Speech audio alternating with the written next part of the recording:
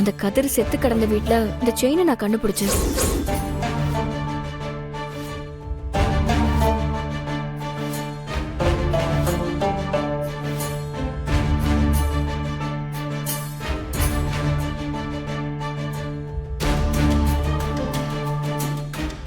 நீ சொன்ன மாதிரி இந்த கொலைக்கு சம்பந்தப்பட்டவங்களோட தானே இருக்கணும்.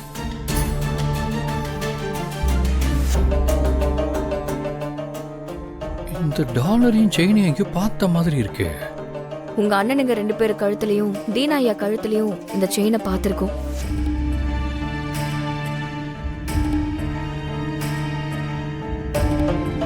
ஆமா, இதே மாதிரி தான் இருக்கும். இந்து, இத பார்த்தா எனக்கு என்னமோ எங்க அண்ணனுங்க 2 பேரையும் மாட்டி விடுறதுக்காக யாரோ ஸ்கெட்ச் போட்ட மாதிரி தோணுது.